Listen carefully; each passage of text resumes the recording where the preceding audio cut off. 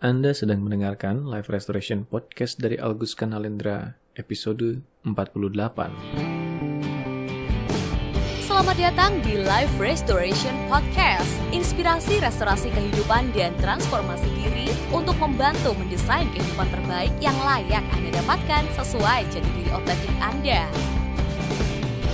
Live Restoration Podcast menghadirkan berbagai inspirasi restorasi kehidupan dan transformasi diri yang juga diadaptasi dari kisah nyata para individu yang menjalani program terapi, konseling, dan live restoration coaching bersama Coach Algus Kanalendra.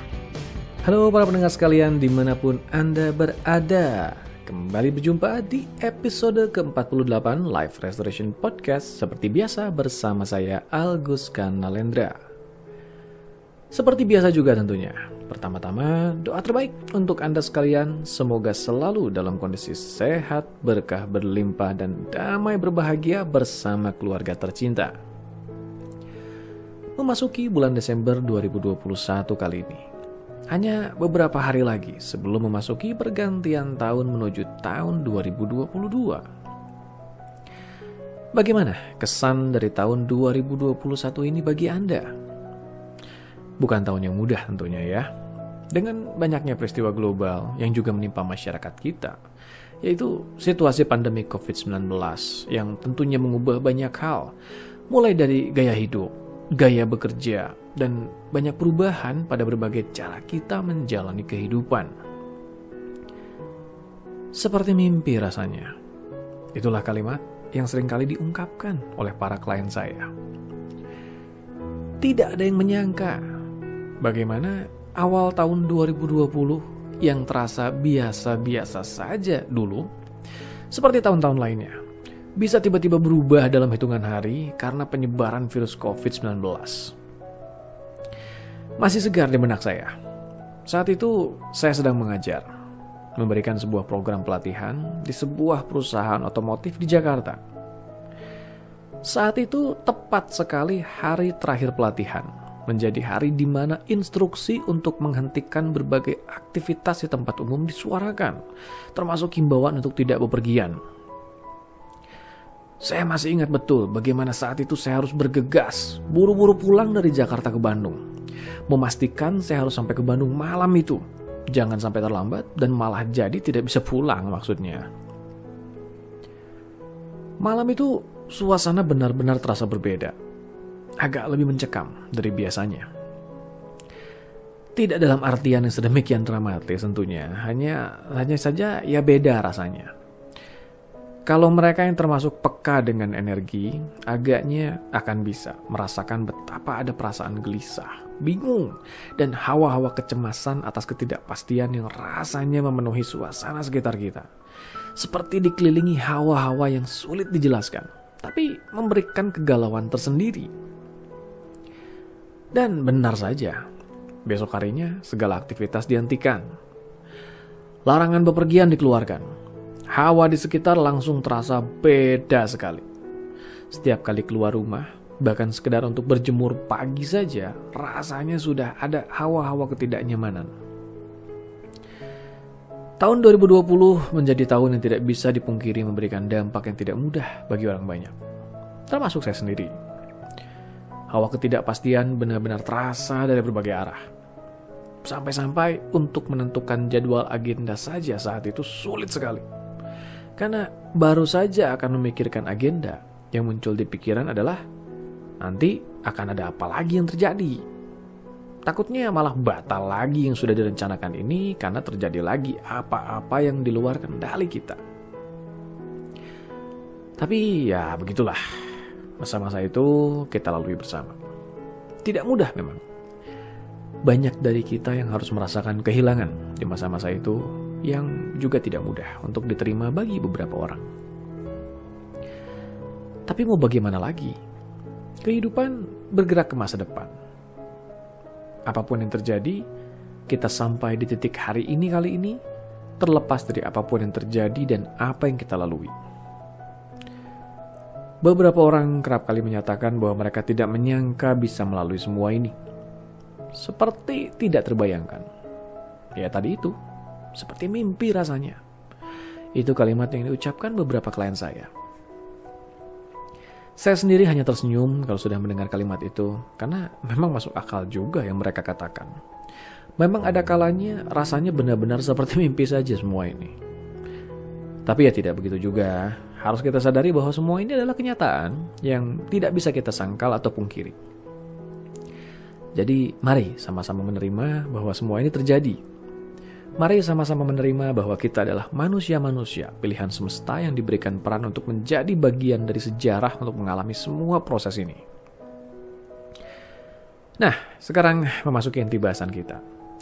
Terasa seperti mimpi, tapi bukan mimpi. Itu yang seringkali diungkapkan para klien saya. Sekarang bagaimana kalau ternyata yang kita alami adalah mimpi yang benar-benar mimpi? Ya memang mimpi sungguhan maksudnya. Mimpi yang kita alami ketika tidur di malam hari itu loh maksudnya. Apakah ada hubungannya antara mimpi yang kita alami di alam mimpi dengan kehidupan nyata yang kita jalani? Ada yang mengatakan bahwa mimpi adalah bunga tidur, jadi tidak perlu terlalu banyak dipikirkan. Well, bagi saya dan di profesi yang saya jalani, tidak demikian adanya. Mimpi bukanlah sebatas bunga tidur. Mimpi menyimpan arti yang jauh lebih dalam dari itu, dan ia sangatlah berhubungan dengan kehidupan nyata yang kita jalani. Seperti apa maksudnya? Nah, sekarang kita mulai saja bahasannya ya. Begini, dalam dunia psikoterapi klasik, kita mengenal sebuah proses yang disebut interpretasi mimpi atau dream interpretation dalam bahasa Inggrisnya. Dalam dunia psikoterapi klasik, interpretasi mimpi menjadi kunci penting untuk menganalisa apa yang sedang berlangsung dalam sistem kesadaran psikologi seseorang, atau lebih tepatnya yang berlangsung di pikiran bawah sadarnya. Sekali lagi, interpretasi mimpi, bukan tafsir mimpi loh ya. Apalagi tafsir mimpi yang sering dibicarakan orang-orang dan dihubungkan dengan aktivitas pasang nomor itu. Mimpi adalah salah satu wujud ekspresi pikiran bawah sadar untuk menyampaikan pesan pada pikiran sadar. Sebagai sebuah sistem, pikiran kita memiliki sistem yang harus dioperasikan secara sadar, yang kita sebut sebagai pikiran sadar. Tapi pikiran kita juga memiliki sistem yang beroperasi sendiri dengan bahkan tanpa harus dioperasikan secara sadar. Ia menjalankan cara kerjanya tanpa kita sadari, di bawah level kesadaran yang kita sadari, yang juga disebut pikiran bawah sadar. Bahasan tentang pikiran sadar dan pikiran bawah sadar ini sebenarnya sudah sering sekali saya bahas di berbagai episode podcast saya di Life Restoration Podcast dan juga di YouTube channel saya Agus Kanalendra. Karena memang bahasan ini juga yang menjadi bagian dari aktivitas sehari-hari saya sebagai seorang coach dan hipnoterapis. Jadi di episode kali ini saya tidak akan mengulasnya ulang lah ya, agar tidak perlu berlarut-larut juga dan membuat durasinya malah jadi membengkak. Untuk menemukan dan mempelajari bahasan ini lebih jauh, saya mengundang Anda untuk lebih banyak menyimak bahasan itu di berbagai episode podcast saya dan YouTube channel saya. Silakan temukan bahasannya di sana, termasuk bahasan akan berbagai topik menarik lainnya yang berhubungan dengan kesadaran, restorasi kehidupan, dan transformasi diri. Kembali ke topik bahasan kita tadi. Seperti sudah sempat saya bahas tadi, sistem pikiran kita terdiri atas sistem pikiran sadar dan sistem pikiran bawah sadar. Jika pikiran sadar berhubungan dengan proses pembuatan keputusan yang bersumber dari proses perenungan aktif secara sadar, pikiran bawah sadar bekerja secara spontan, merespons situasi di luar diri kita berdasarkan basis data informasi yang ada di dalamnya. Pikiran sadar kita baru secara aktif bekerja di usia-usia tumbuh kembang anak-anak usia tertentu. Dalam dunia hipnoterapi dikenal sebuah pemikiran bahwa pikiran sadar baru bekerja secara aktif di usia-usia 7-8 tahun. Lain dengan pikiran bawah sadar. Sistem kesadaran kita yang satu ini sudah aktif bekerja sejak kita bahkan berada dalam kandungan sebagai janin. Pikiran bawah sadar memiliki salah satu fungsi utama proteksi atau bertahan hidup untuk melindungi kita dari berbagai hal yang dianggap sebagai ancaman. Ancaman ini tidak harus segala sesuatu yang membahayakan. segala sesuatu yang berpotensi mengecewakan juga bisa dianggap ancaman oleh pikiran bawah sadar. Berbagai peristiwa yang kita alami dalam hidup kita, sejak kita dalam periode kandungan, sudah mulai direkam oleh pikiran bawah sadar. Jika yang kita alami menyenangkan, maka hal itu kita rekam sebagai memori positif. Kalau yang kita alami mengancam atau mengecewakan, maka hal itu kita rekam sebagai memori negatif. Nantinya, pikiran bawah sadar akan membuat kesimpulannya sendiri atas bagaimana ia harus merespon kalau terjadi peristiwa yang serupa dengan yang pernah dialaminya dulu. Kalau memori yang direkam pikiran bawah sadar atas sebuah situasi adalah memori positif atau memori netral, maka kalau nantinya di masa depan kita mengalami situasi serupa, pikiran bawah sadar akan meresponnya dengan positif juga atau netral. Tapi kalau memori yang direkam pikiran bawah sadar atas sebuah situasi adalah memori negatif, maksudnya memori yang berisikan emosi yang berdampak negatif, seperti merasa terancam atau merasa kecewa, maka pikiran bawah sadar membuat kesimpulan bahwa segala sesuatu yang berhubungan dengan isi dari rekaman memori itu sebagai ancaman. Ketika kita dihadapkan dengan situasi sejenis yang serupa dengan yang kita rekam sebelumnya di pikiran bawah sadar, maka pikiran bawah sadar segera mengeluarkan sinyal untuk menghindari situasi itu. Sinyal untuk menghindari situasi itulah yang kemudian menjadi sebuah gejala atau simptom. Gejala ini bisa muncul dalam beberapa bentuk. Bisa dalam bentuk sensasi fisik yang terasa sakit atau tidak nyaman. Bisa dalam bentuk reaksi emosional negatif, seperti rasa takut, cemas, kecewa, galau, dan lain sebagainya. Bisa juga dalam bentuk, mimpi. Mimpi adalah salah satu bentuk ekspresi dari pikiran bawah sadar yang ingin menyampaikan pesan pada kita atas sesuatu yang seharusnya kita sikapi menurut pikiran bawah sadar kita. Karena pikiran bawah sadar kita merasa ada sesuatu yang akan membawa kebaikan atau menghindarkan kita dari ancaman kalau kita sudah menyikapinya.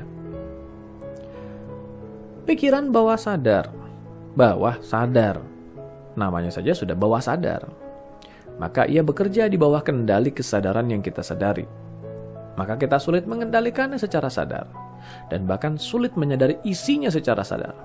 Dengan kata lain, kita tidak bisa berkomunikasi langsung dengan pikiran bawah sadar kita begitu saja. Memang sebenarnya ada caranya sih, tapi nantilah, kita belum membicarakan itu sekarang. Karena yang satu itu ada bahasannya tersendiri yang cukup kompleks. Untuk saat ini kita pahami dulu bahwa komunikasi antara pikiran sadar dan pikiran bawah sadar menjadi sesuatu yang tidak mudah untuk dijalin begitu saja. Pikiran bawah sadar menyimpan begitu banyak informasi. Ia menyadari yang kita tidak sadari secara sadar. Sadari secara sadar, agak aneh sih memang mendengarnya ya. Tapi ya begitulah, Anda pahamlah maksudnya ya. Tapi demikianlah adanya, pikiran sadar kita memiliki keterbatasan untuk memahami yang kita alami di sekitar kita. Tapi tidak dengan pikiran bawah sadar kita. Ia memiliki kapasitas dan kemampuan yang luar biasa dahsyat untuk memahami dunia di sekitar kita, dengan caranya sendiri yang unik. Apalagi ia menyimpan memori atas berbagai hal di luar diri kita, sejak kita masih berada dalam kandungan. Artinya ada banyak sekali pemahaman yang ia pahami tentang diri kita, tentang hidup kita, dan tentang pola kehidupan yang kita jalani. Pikiran bawah sadar juga, seperti sudah saya katakan tadi, menginginkan yang terbaik untuk kita. Ia ingin melindungi kita dan memastikan kita mendapatkan kebaikan atau terhindar dari ancaman. Maka dengan fungsi dan kepeduliannya ini, ia lalu menyampaikan berbagai pesan dan arahannya agar kita terhindar dari ancaman tadi. Tapi masalahnya yang tadi saya jelaskan juga, komunikasi antara pikiran sadar dan pikiran bawah sadar ini seringkali juga tidak terjadi dengan mudah. Sementara itu pikiran bawah sadar akan tetap menjalankan tugasnya karena memang itulah fungsinya. Ia terus memberikan pesannya pada kita. Bisa dalam bentuk intuisi misalnya, atau yang tadi saya katakan juga dalam bentuk mimpi. Mimpi dialami ketika kita tidur. Ketika kita tidur terjadi perpindahan gelombang otak dalam diri kita. Dari gelombang otak yang semula didominasi gelombang otak beta menjadi gelombang otak alfa, theta, dan delta. Di frekuensi gelombang otak inilah sistem kesadaran pikiran bawah sadar sedang lebih aktif secara penuh dan bisa menyampaikan pesannya pada pikiran sadar kita. Tapi, pikiran bawah sadar tidak bisa juga menyampaikan pesan dalam bentuk kalimat-kalimat yang terkesan logis, karena memang bukan itu cara kerjanya. Maka pesan yang ia sampaikan hanya bisa disampaikan secara simbolis dalam bentuk mimpi. Artinya, di balik mimpi yang kita alami, di balik objek yang kita lihat dalam mimpi, di balik suara atau kalimat yang kita dengar dalam mimpi, di balik sensasi perasaan yang kita rasakan dalam mimpi, sebenarnya selalu ada arti tersendiri yang menjadi sebuah pesan yang ingin disampaikan oleh pikiran bawah sadar pada diri kita. Nah, di situ jugalah aktivitas interpretasi mimpi dilakukan, yaitu mengajak seseorang mengenali dan mengidentifikasi secara lebih spesifik apa saja yang dilihat, didengar, dirasakan, dan dialami dalam mimpinya untuk nantinya dipahami. Apa kiranya pesan yang sedang disampaikan oleh pikiran bawah sadar melalui simbol-simbol yang diperlihatkan, diperdengarkan, atau dihadirkan melalui mimpi itu. Dalam interpretasi mimpi, setiap objek atau simbol yang kita lihat, dengar, dan rasakan memiliki makna tersendiri. Makna ini tidak selalu bersifat baku. Misalnya, kalau seseorang bermimpi A, maka itu pasti artinya B. Tidak begitu juga. Memang ada patokan dasarnya, tapi tetap saja diperlukan keluasan untuk mengeksplorasi berbagai aspek yang dialami dalam mimpi itu agar kita lebih bisa menangkap dan memahami arti sebenarnya di balik berbagai simbol itu. Jadi, sekali lagi, memahami arti di balik mimpi bukan dengan sekedar membaca kamus mimpi, ya, bahwa kalau mimpi A pasti artinya B, bukan begitu. Saya sering kali memetakan panduan praktis interpretasi mimpi ini menggunakan 3 acuan. Acuan pertama, setiap simbol yang dilihat dalam mimpi punya arti yang kurang lebih dijadikan acuan bersama. Maksudnya begini, misalnya saja melihat bayi dalam mimpi. Maka bayi itu punya arti simbolis tertentu. Acuan atas arti dari bayi ini sudah ada dalam dunia interpretasi mimpi. Tapi tetap saja, acuan ini adalah acuan dasar berdasarkan temuan para praktisi-praktisi yang mempraktekkan teknik ini dulunya. Artinya, berdasarkan pengelompokan dan pemetaan di zaman dahulu, para praktisi mengelompokkan ciri umum yang sama di antara mimpi yang sama di antara orang yang berbeda dan mencari benang merahnya. Misalnya saja, dalam diri orang-orang yang bermimpi bayi, ditemukan kesamaan tertentu atas kondisi psikologisnya. Maka kurang lebih keluarlah anggapan, kalau orang bermimpi bayi, maka yang dialaminya yaitu... Nah, itu hasil pengelompokan individual yang kemudian dikolektifkan. Tapi pengelompokan ini bukan sebuah harga mati atau pengelompokan baku. Namanya manusia pasti ada banyak dinamikanya, termasuk juga keunikan psikologis yang membentuk sistem berpikirnya. Hal ini akan membawa kita ke acuan kedua. Makna kolektif atas simbol yang kita lihat dalam mimpi itu juga akan dipengaruhi profil pribadi dan latar belakang kita. Kita pakai contoh yang tadi lagi deh ya, mimpi melihat bayi misalnya. Selain dengan acuan baku yang sudah ada untuk mengartikan arti dari bayi itu tadi, kita juga perlu mencari tahu makna dari bayi itu sendiri secara pribadi apa bagi si orang yang bermimpi itu. Lalu apa makna dari bayi di profil budaya orang itu? Misalnya saja orang yang melihat ular dalam mimpi. Arti ular di satu kebudayaan bisa berbeda dengan arti ular di kebudayaan lainnya. Maka begitu juga ketika satu orang dengan latar belakang profil budaya tertentu bermimpi melihat ular, bisa lain artinya dengan mereka yang sama-sama bermimpi tentang ular, tapi dari latar belakang budaya berbeda. Ingat, pikiran bawah sadar adalah pusat penyimpanan basis data informasi yang kita serap sepanjang kita hidup. Di tradisi dan budaya mana kita tinggal dan tumbuh, maka latar informasi yang ada bersama tradisi dan budaya itu pasti ikut kita serap menjadi basis data informasi. Maka ketika pikiran bawah sadar menyajikan informasi itu dalam bentuk mimpi, pastilah informasi itu terhubung dengan basis data yang kita miliki. Terakhir, acuan ketiga dan justru yang paling penting, yaitu pahami situasi yang sedang berlangsung saat ini. Ingat, Mimpi adalah ekspresi pikiran bawah sadar. Namanya ekspresi, ya pasti ada sesuatu yang membuatnya berekspresi. Jadi memahami situasi yang sedang berlangsung menjadikan kita lebih memahami apa simbol yang lebih dalam di balik mimpi itu. Dua orang yang mengalami mimpi yang sama persis. Ya, tidak mungkin sama persis juga sih, tapi katakanlah untuk contoh kita kali ini kita asumsikan keduanya mimpinya sama persis. Tapi sedang menjalani situasi yang berbeda, maka berbeda juga pesan yang disampaikan oleh pikiran bawah sadarnya. Misalnya, dua orang yang sama-sama melihat seorang bayi lahir dalam mimpinya. Orang yang satu sedang dalam kondisi bisnis yang maju dan hati yang gembira. Sementara yang satu lagi sedang dalam kondisi bisnis yang turun dan hati yang murung. Bisa lain arti dari pesan yang disampaikan oleh pikiran bawah sadarnya.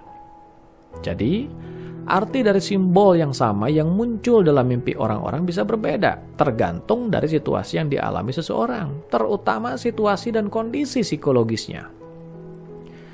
Dengan memahami semua hal itulah, kita lalu menggabungkan kepingan informasi yang ada, lalu menarik kesimpulan tentang apa pesan yang sedang ingin disampaikan pikiran bawah sadar kita pada diri kita, sebagai bentuk ekspresi atau responnya atas situasi yang kita alami dalam kehidupan kita. Jika Anda memahami beberapa langkah praktis berkomunikasi dengan pikiran bawah sadar, hasil kesimpulan atas pesan dari mimpi ini bisa kita konfirmasi dengan pikiran bawah sadar.